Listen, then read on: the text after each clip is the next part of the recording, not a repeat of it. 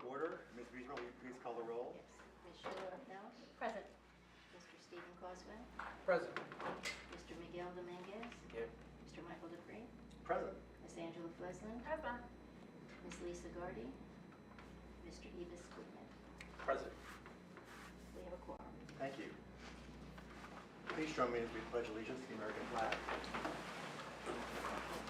I pledge allegiance To the flag of the United States of America and to the republic for which it stands, one nation, under God, indivisible, with liberty and justice for all. Thank you all. May I get a motion to approve the agenda? Second. All in favor, please say yes. Aye. Aye. Sorry. Thank you. We do not have any members of the public who signed up to speak tonight, No, we do not. so we'll go to consideration of the minutes of the meeting from February 22nd. Everyone had a chance to read them? Yeah, I'll make a motion to approve. Thank I'll you. second, Sheila. All in Oh, I guess I favor? probably don't have to say my name anymore. I know who I am. Remember we had to say who we were? I'm just getting to know myself again. All in favor, please say aye. Aye. Any opposed or abstaining? Motion carries unanimously. Educational presentation, we have a report on the update for the campus security plan from our Chief of Campus Security and Safety, Nilda Hofmann. Welcome, Nilda. Hello, good evening. I don't know if you want me to stand closer, or whatever you think. What do you think? Which chief? Closer, you want me to come on the other side? I guess I'll come to the other side. So we're being live streamed because so many people enjoyed watching this on Zoom that we thought we'd live stream it so that people could stay home still and watch it via our YouTube channel, I guess. Oh, nice. Nilda. Okay, good evening. Good evening, everyone. I mean, as you said, it is different to see everybody's faces, and reintroduce myself again, Nilda Hofmann. So last time I was here was January 26th of 2021, shortly after I got the position, literally 2 months after, and I presented to the board the transition plan into peace officer model. So I'm here just to give an update of what we've been doing for the last 15, 16 months. We've been pretty busy. So just wanted to give an update on that. You know, in this, on this slide, you'll see 3 columns. The first column is the staff recommendation that was given in 2019 by the D. Stafford Associate, where they recommended 16 sworn, 13 non-sworn, and this was back in 2019. When I presented here back in January is the middle column, where with 2 months in, I felt that the first column was too many. It was in the middle of COVID, there was no one on campus, staff was working from home, and literally it was just security and maintenance people on campus. So I thought a reduction made sense. So this is what I came up at the time. And then now in March of 2022, this is my new staff recommendation for many reasons.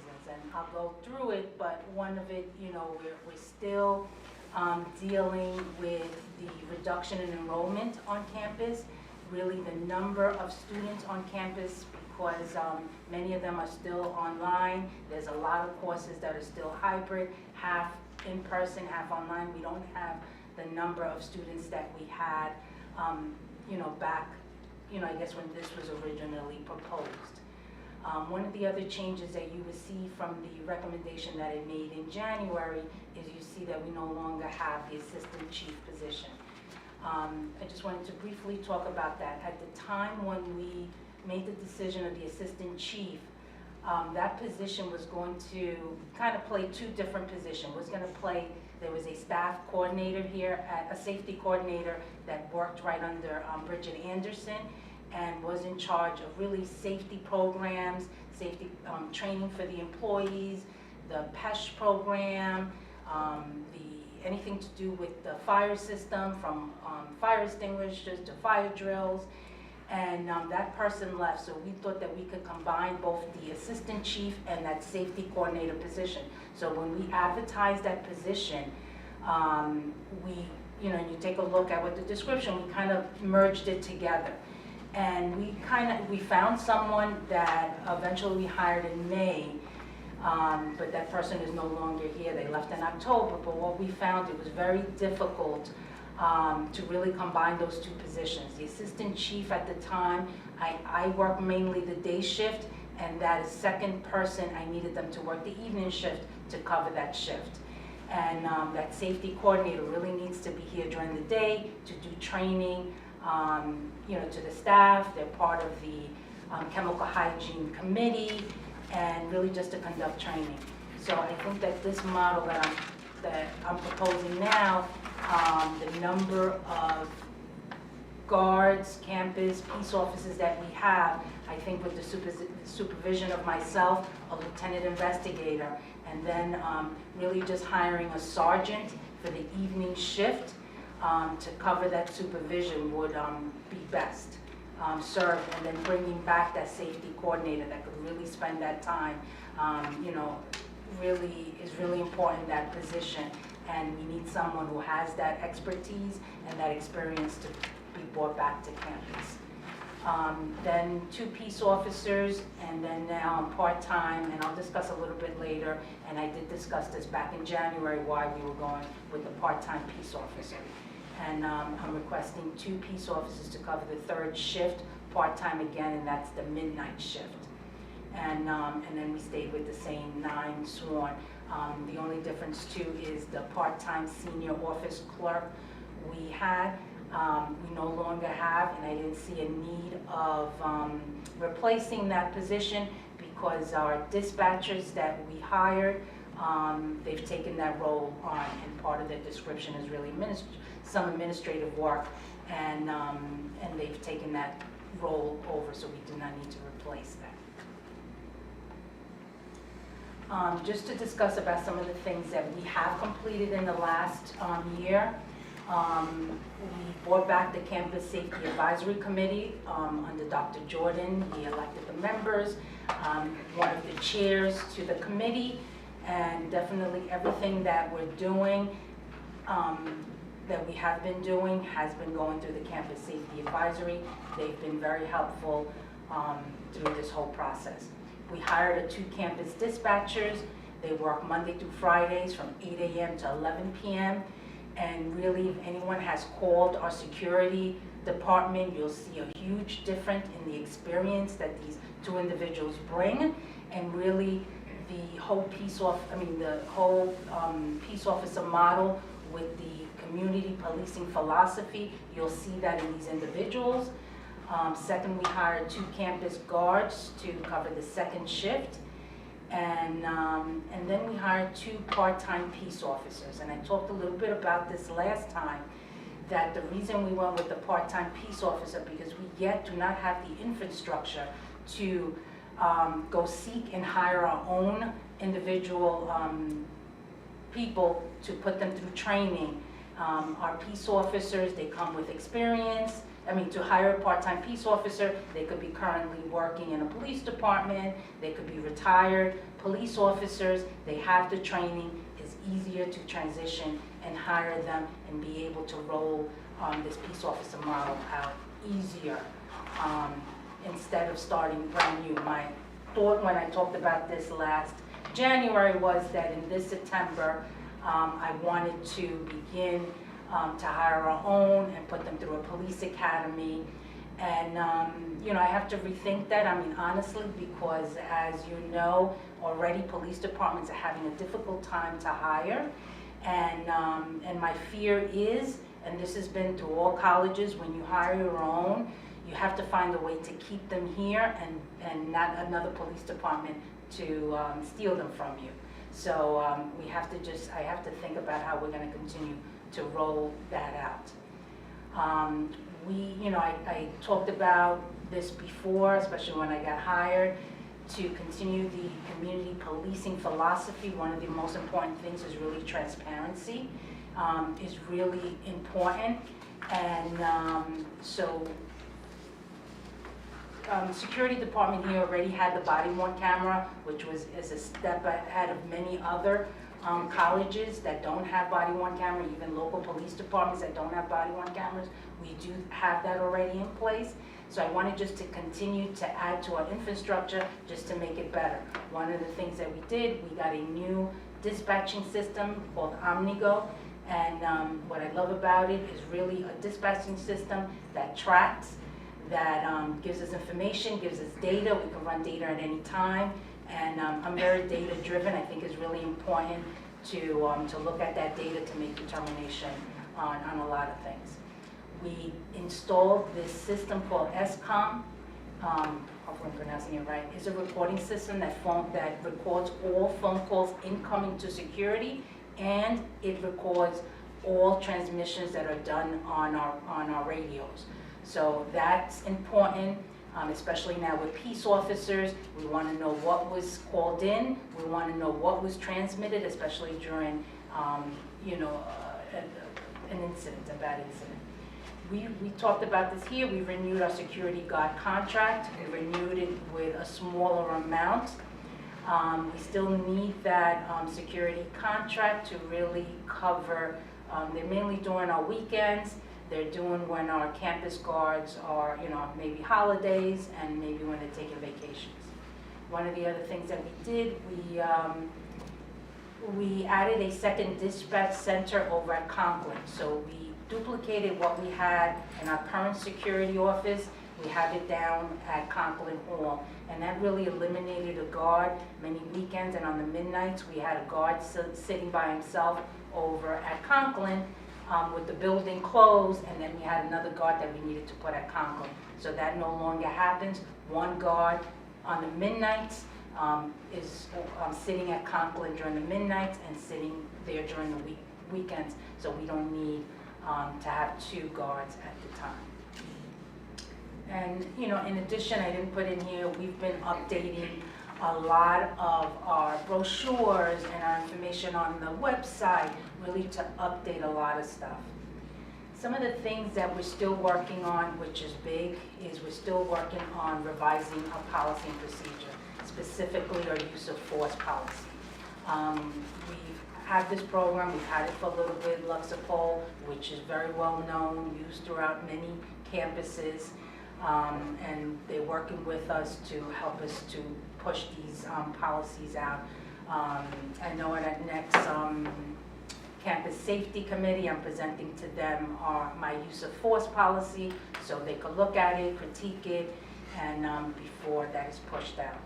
I'm working on updating our critical incident management plan. This, you know, if you take a look at our website, the last time it was updated was back in February of 2013. And is really totally outdated, and that needs to be updated now, especially with a lot of new people on campus and the executive staff. They need to become familiar with a new plan. We need to train on the plan. I mean, because my idea eventually is to do tabletop exercise, prepare for emergency. But I need this critical incident management plan done so we could begin to conduct the training. We're still in the process of purchasing equipment for our peace officers, enhancing partnership with the campus community. So that was one of my big things that I want to accomplish here on campus, and we talk about having my peace officers do safety forums, having our peace officers provide and do activities with the students at the academic housing, do training, be part of committees, and we're not there yet, but we're heading that way. Then we're in the process of getting our application for our RI number, and this just helps us to be able to conduct our own background checks, be able to fingerprint here on campus. And I think, let me see, before I go here, I'll go here. So one of the questions that I continue to be asked is, do we have peace officers on campus? So we do have peace officers on campus. They're not yet armed, even though we've been given the authority by the board, but we're waiting to purchase those equipment, and there are certain things that we have to do prior to getting that done. But we are officially peace officer under the Department of Criminal Justice Service, and these are the peace officers. As you know, I have 30 years in law enforcement, was the chief in the NYPD, and so I'm a peace officer. Just to, if you left the police department with less than 4 years, you could be reinstated again with the Department of Criminal Justice, who is the government agency over police officers and peace officers. Matthew Dodona, who's our campus investigator, and we hope to make him a lieutenant campus investigator. He has been here for almost 4 years, and he's a retired town of Poughkeepsie detective, and he has about 21 years in law enforcement. So we were able to reinstate his peace officer because it was less than 4 years that he left the police department here. And then now we hired 2 new part-time peace officers. So we have Stephen Leong, who has a little over 20 years. And in law enforcement, he's currently a part-time police officer in the town of Rhinebeck. He worked in the town of Poughkeepsie. He worked in the town of Fishkill, Wappingers. He's worked in New Paltz. He has quite a bit of experience, definitely when it comes to police department, and definitely working in a college setting. So he was a great asset. Then we have our newest member, Samantha Burnett. She works for the Greene County Sheriff's Department, and she works here part-time. So with us 4, we're able to cover 7-day coverage. So we have a part-time, we have a peace officer every day of the week. And I just wanted to introduce the peace officers. Then finally, this is just really a reminder of the training that the peace officers get to become a peace officer. The number of hours that are required. You come from another law enforcement agency, you went to Summer Police Academy, our annual mandatory training, and then our ongoing training that we're going to continue to do, the crisis intervention team training. They're currently having it now in the town of Poughkeepsie on April 18, and we were lucky enough to be able to get into that, so my peace officers will be attending that training in the month of April. And we're going to continue to do training, and I continue to do quarterly training, but definitely train, and anything new that's out there, really to continue. I think the key of having great peace officers here on campus with that community policing background is really training and staying up to date with what's going on throughout the country. I see Miguel Dominguez here.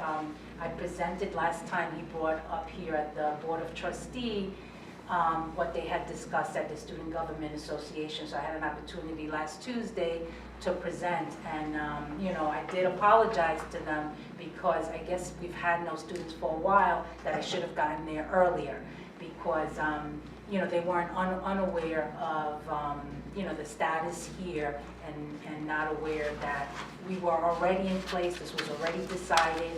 And I did promise that I'll be coming back, and I have to come back every semester, especially as they change people, an idea. But I am part also, and I mean, it came up because I'm part of, I'm the advisor to the Criminal Justice Club here on campus, and the president wanted to do,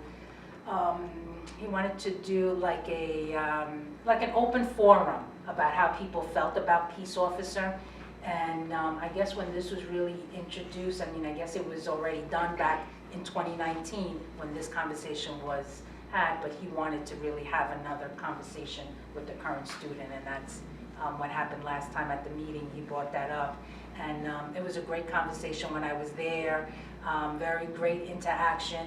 I was able to address many of the concerns that are brought up by the students there, and I hope that they felt comfortable after I left, but I was very happy to be there and explain to them this whole process. Thank you. Anyone have questions or comments for Chief Hofmann? Angela? Body-worn cameras. So super impressed that you have them already. They've been here, so I know that they've been here. Yes, I was shocked when I interviewed. Yes. In terms of the technology on those, do you have the ability to watch them live? Not live. So this is Axon body-worn camera is the latest, is the ones that the NYPD use, so I was totally impressed. So it is Axon Yeah. that you're using? Yeah, so all you have to, no, you can't watch them live. They have to be docked.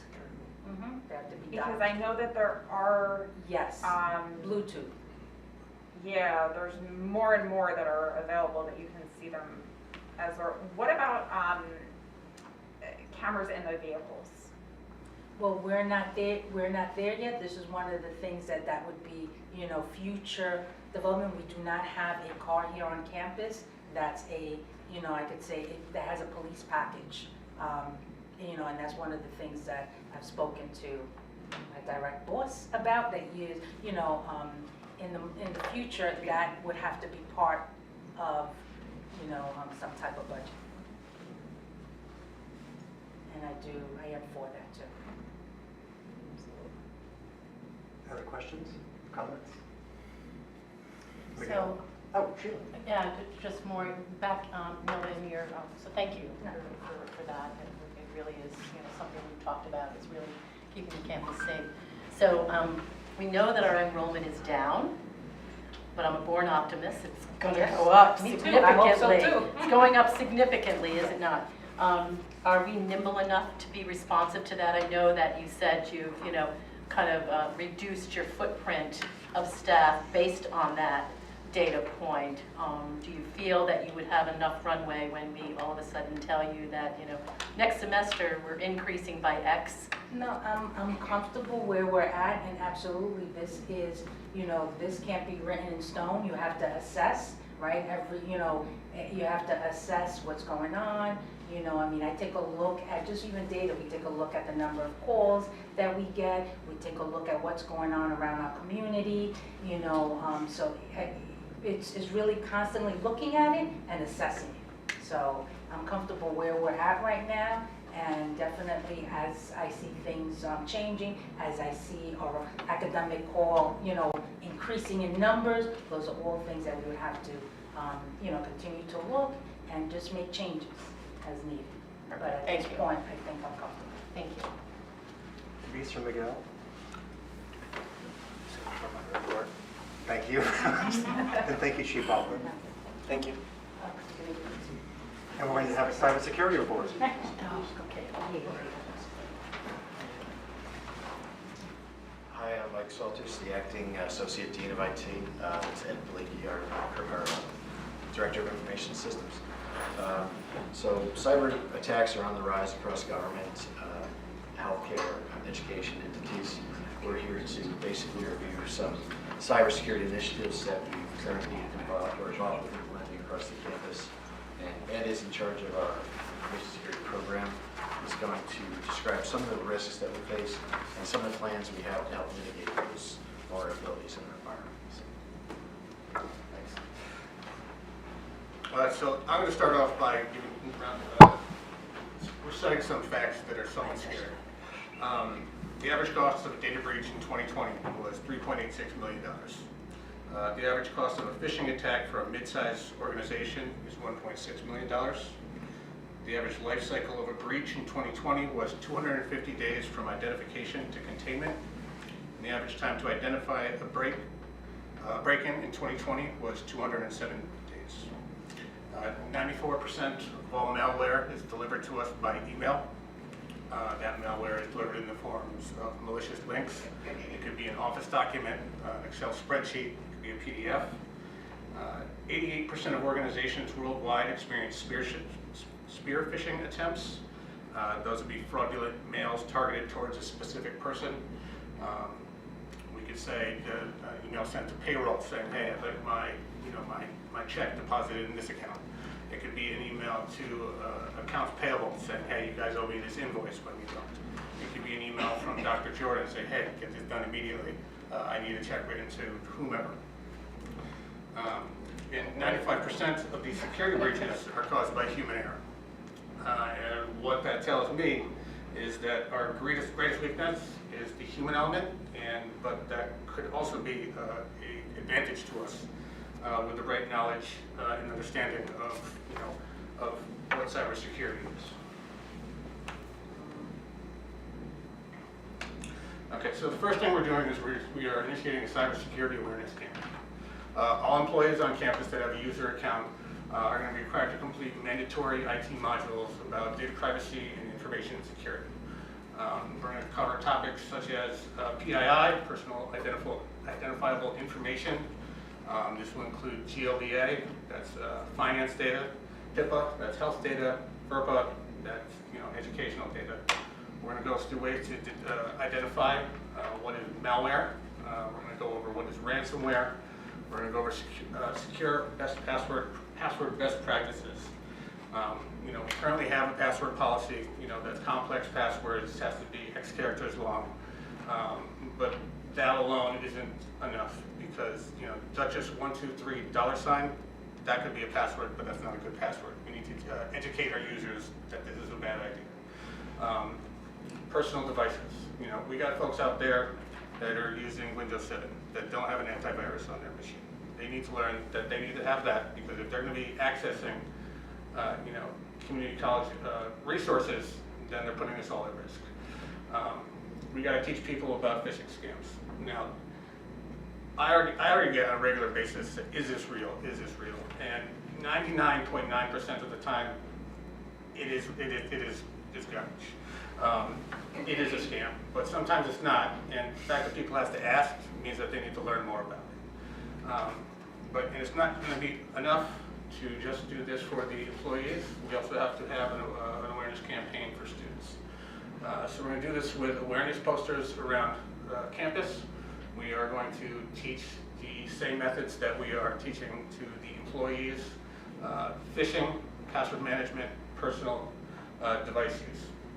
We're also adding a section to the DCC webpage regarding IT best practices. We're going to include recent examples of phishing emails that have been received by members of the college. This way, instead of, hey, is this real 100 times for the same mail, we can just reference this single page that will have examples why, we can point out why each one of these messages is fake. And then we're also going to, teach folks how to report security breaches. What should you do? Who should you report it to? Should you just go to IT? Do you need to go to law enforcement? What passwords do you need to reset? You need to call your credit card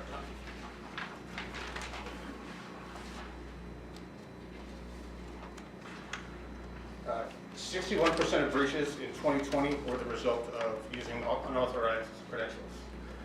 Currently, right now, on the dark web, there's over 15 billion username and password combinations from folks. This is your banking password. This is your social media passwords. This is your, access to Spotify. And regardless of how much training we can give our students, regardless of how much training we can give our employees, if they have that same password being used on one of these sites that's been breached, and here at Dutchess, then we're going to have a problem. The solution is multi-factor. According to Microsoft, multi-factor can prevent 99.9% of privilege-based accounts. And multi-factor would be something you know, something you have, and something you are. Something you know, that's your password. Something you have, that'll be your phone or a key fob. And something you are, and that would be your thumbprint or a retina scan.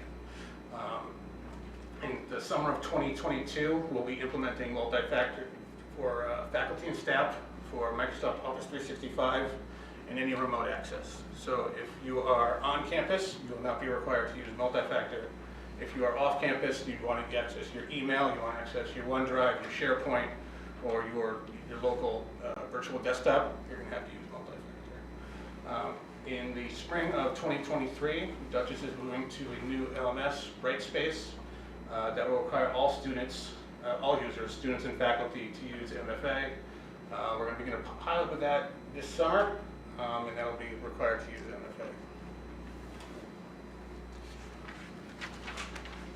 But even with those types of security measures, there's still more that we have to do. We currently have 24/7 threat monitoring and alerting under contract with the SUNY SOC. We are utilizing Alert Logic, which is a managed detection response. 50 of our most important servers are under continuous monitoring from AlertLogic. We're also sending them logs from many of our other devices. They are monitoring those 24/7. If they find some sort of anomaly, then there is a phone call chain that they start calling. I get a phone call, Mike gets a phone call, then it goes down the line. Along with that, it does internal and external vulnerability scanning. So right now, any of our public-facing servers is getting scanned on a weekly basis. We also have that external scanning being done by the Department of Homeland Security and the SUNY SOC. This software also does an internal vulnerability scan, so every week we get a report saying these servers have these vulnerabilities, and then it gives us recommendations as to how to mitigate them. And we can think of this whole operation as a home security system with someone monitoring. But even more so than that, got to put our vulnerability mitigations to a test. Have we actually plugged up these holes? So we are engaging with the SUNY SOC for an internal penetration test. So essentially, we are going to give them a password. So it's going to be simulating, hey, they managed to get a password from someone. They managed to get control of a device. Then they're going to leverage known vulnerabilities to try and raise their credentials. It has been my experience that during penetration testing, they succeed because there's always going to be some hole that they found that you didn't plug. But what this will do for us, it'll give actionable results. So we will say, hey, we know that this is a path for some folks to gain access that they shouldn't. This is what we can do to close that hole. And while that's not all that we do, there's plenty more. That's just a little taste of what's going on right now. Sheila, ask away. I do. So you mentioned early on in your presentation that it's now going to be a requirement for IT training. Yes. Was it not prior? It has been a requirement. We're doing a new training, a new version of the training. I only have 3 more. How big of an exposure do you see with the student body based on what protocols you put in place for faculty and staff versus what you currently have for students? Significantly less. Student access, if they bring a laptop onto campus and they log on to the network, they log on to a student network. And from that student network, they can only access certain devices, certain servers that they would only have access to if they were, a public facing, out in the public, at the local library or at home. So it's significantly less. Okay. Is your data encrypted? It is encrypted at rest, it's encrypted in motion, it's encrypted all over the place. And what's my next one? You talked about servers and your codependency on SUNY. Yep. Do you have servers on site as well? So those servers that I was talking about, those are on site. They are monitored by a system called AlertLogic, which is separate than SUNY. It's just a service that we pay for through SUNY. How old are those servers? Those servers, we don't have any servers that exist that are not end of life, or that are end of life, rather. They're all new. Oh, okay. I'm done grilling. Does anyone else have any questions or comments for Ed and Mike?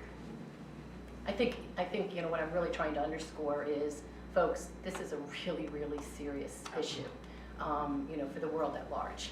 Whether you're small business, medium-sized business, your higher ed, your K-12, industry in general, the White House has put out that the exposure right now for cyber, we've known that, but we're on high alert. We're really on high alert. We're on high alert. And I can add with the multi-factor, there's currently within the New York State legislation, something out there to require all government entities to require multi-factor for both local and remote access. And having spoken with Cindy about this quite extensively, we don't know, what those multi-factors would be. Is one factor being, because is one factor being here? Does that count as a factor? And your password, is that too? We don't really know yet. The law hasn't been passed, but I would expect it to be sometime soon. And it is a key aspect of qualifying for cybersecurity insurance. So we've had to do applications, and that's become more and more of an important aspect of that eligibility criteria as we've gone on. So. I'll quickly add here that one of my other hats is planning board chair in my town for 17 years. And they started requiring cyber training, sexual harassment, hazmat materials, and they're actually updated all the time. So when I was reading through, which you gave its PowerPoint that we received first, I thought, oh, I know this. So it helped me, in other words, to go through it, and almost everything that's now been changed on mine to require multi-factor. It's where it's going. A lot of these apps are telling me I have to do it anyway. Yep. So it's making sense. That's why I haven't had to do retinal scan or thumbprint, but I guess that's going to be the next generation. Yeah, we probably won't have any retinal scans anytime soon. But the thumbprint is what I was already told that getting the message by text isn't really that safe. That's not really safe anymore, but you need to have something else better. Because if someone steals your phone and you have a text message pop up, it's going to have that number right there. So what they have now is an authenticator app, and it's still on your phone, but it requires your thumbprint. It was very interesting. Thank you very much, both of you. Thank you. This moves us up to committee reports on the agenda, and as a reminder, everything that will be discussed or voted on tonight has been discussed in committees, and I do mean discussed in committees, as well as in certain cases at the in our workshop prior to executive session for personnel. Let me start with finance and facilities. Chair Appel.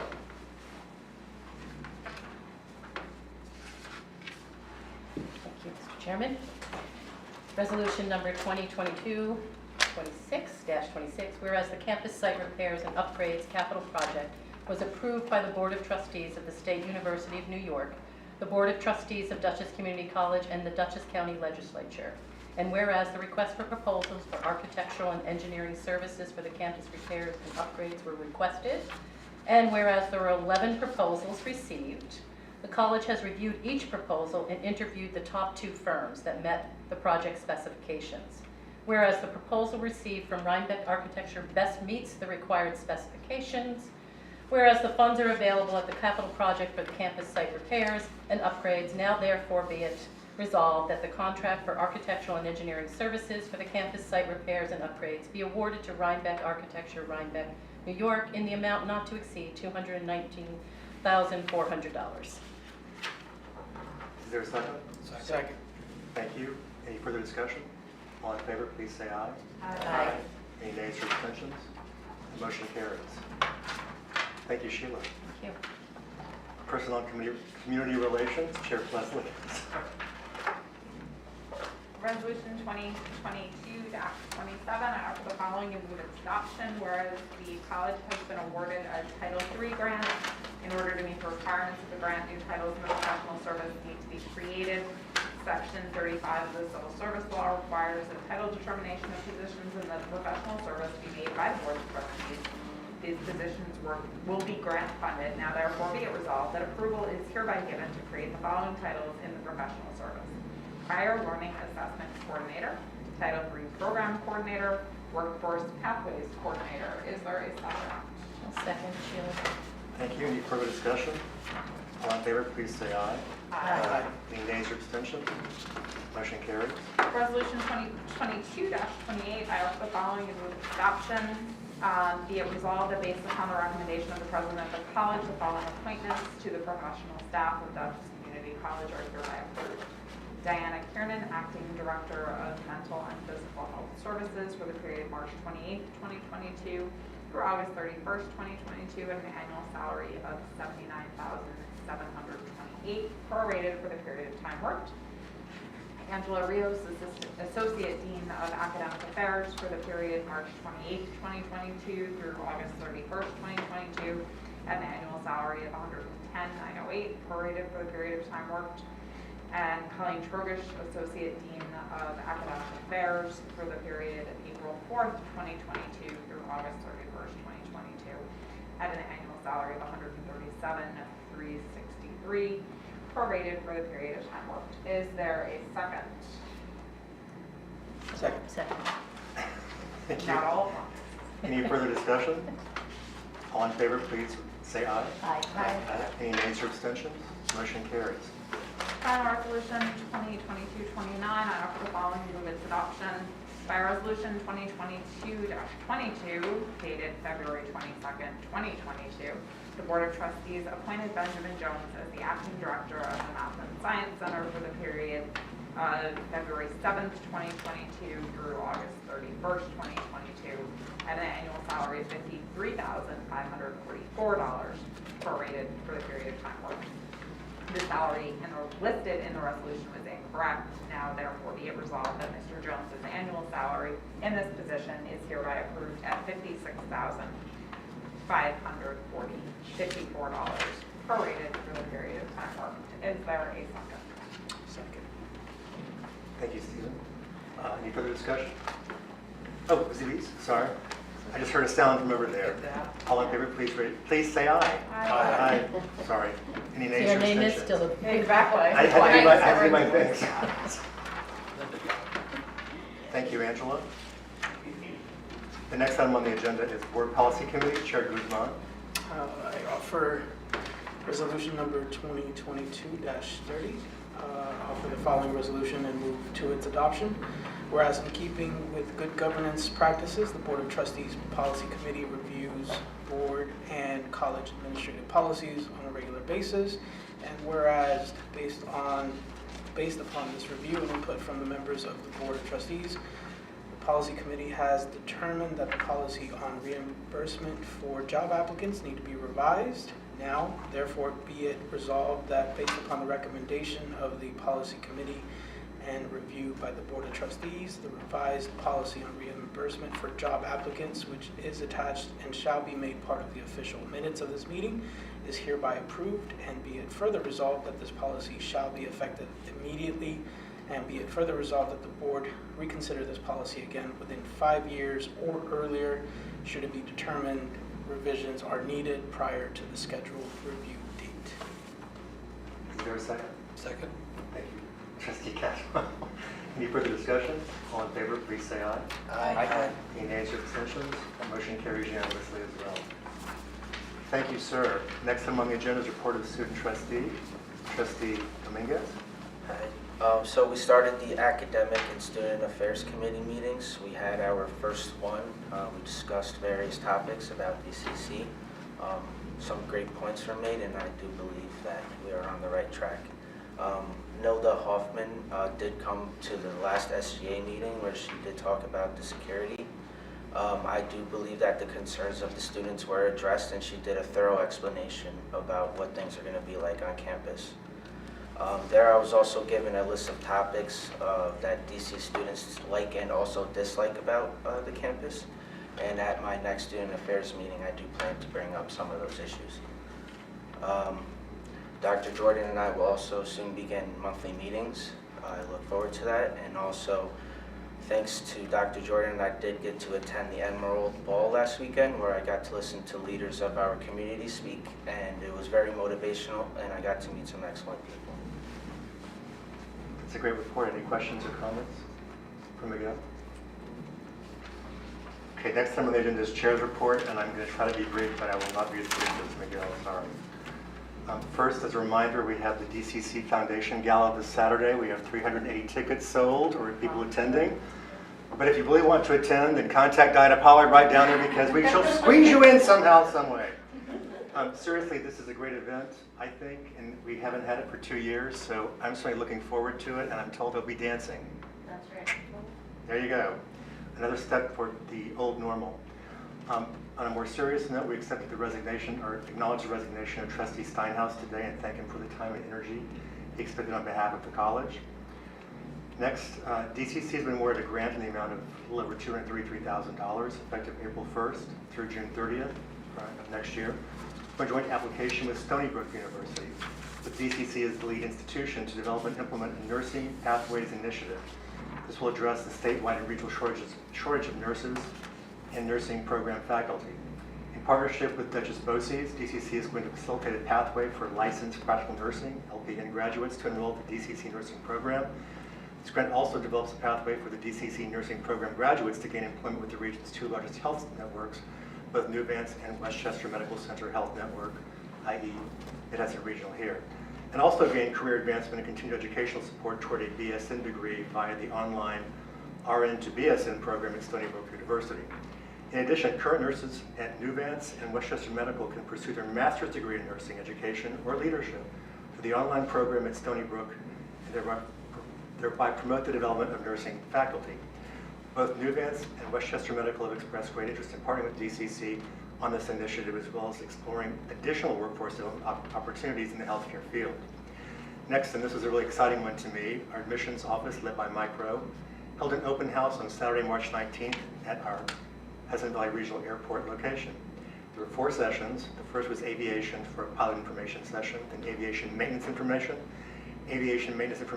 session, the second one, and then how to finance your aviation education. John Trozzi and Jenna Sirachi were there to present the aviation programs, joined by representatives for admissions, Student Financial Services, U.S. Aviation Academy, as well as aviation program student volunteers. As we've all discussed, having students there talking peer-to-peer is a great way to recruit. There were 94 students present among a total of 239 attendees.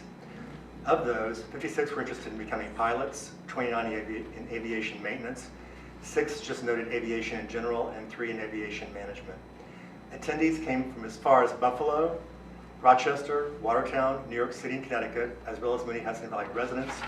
Students were invited to visit Conklin Hall, our dormitory, afterwards, and 3 families drove to the Poughkeepsie campus for the residence hall tour. As part of the follow-up, Mike and his staff project that 40 will start next fall, 7 in spring 2023, another 24 in fall 2023, and 7 in fall 2025. I want to thank everybody involved on this, from start to finish, up and down on this project, because this was a heavy lift for us to do DCC at the airport, and it's working out really nicely, so thanks to everybody who was part of that. Graduation, I mentioned briefly in our workshop that the date and time will be Thursday, May 19th at 4 p.m. Again, robing for us starts at 3. The location is the Majed Neshawat Convention Center, which is located next to the Grand Hotel. Our honorary degree recipient is Dr. Karen Travato, a DCC alum who was honored at the DCC Foundation Gala earlier. At this point, we have 539 students planning to attend, including 9 Think Ahead graduates. Plus, we'll be honoring our first airframe maintenance cohort of 17. They're expected to get their certificates of completion. They'll actually be their last semester, and graduating will actually be in August. We didn't want to make them wait. We wanted to have them participate in the real overall ceremony. So please, everyone, plan to attend. And that concludes my report. Michael, can I just, I want to acknowledge the numbers that you threw out. I did it quickly, sorry. Well, I know that you did, but folks, we sat here for a number of years, kind of doom and gloom, and that was a vision that we had, and when I say we, the collective we, right, that this was a bold, risk that we were taking, but we felt that it would, pay dividends. And to hear that number of people interested, the number of folks that, went on to, really sign up for this, I think really speaks volumes to that our vision, albeit bold, and people weren't really sure whether this would take off. I think, that speaks for itself. So again, congratulations to everyone who's played, a part in that and had a hand in that. I completely agree, and I want to point out that those 94 potential students will be talking to other people, some of their parents. That's exactly right. I mean, this is not something that you can push your information out into magazines, newspapers, social media, but people talking to each other is still the best way to get information. And I believe they were all excited. That's why they all talked about when they might be coming, et cetera. And when you see, we've all been to the campus, when you see it, it's impressive. The equipment that's there, so I sort of saved the best for last there on that one, but I thought that was really exciting, and again, congratulations to all involved. That brings us to the report of President Peter Jordan. Thank you. So first, I want to take the opportunity to introduce 2 of the new appointees that you approved a short while ago. and thank you for that approval, because I want to make sure that the board gets to meet individuals, especially those in leadership, senior leadership positions across college. So first, I want you to meet Diana Kiernan. You've seen her resume and bio and so forth. So Diana, if you'd introduce yourself. Hello, hi, my name is Diana. I'm a licensed mental health therapist with New York State. I've been with Dutchess Community College for 18 months. This is an incredible opportunity with much responsibility, and I want to thank Dr. Jordan for supporting me and my colleagues for supporting me. I've been working in Dutchess County for over 10 years in the mental health field, and I look forward to serving our students in this expanding capacity, so thank you. Thank you, Diane. Thank you. Good to meet you. And next, someone who probably doesn't need an introduction, but I think we need to celebrate her new appointment as Associate Dean of Academic Affairs, Dr. Angela Rios. Hi, good evening, everybody.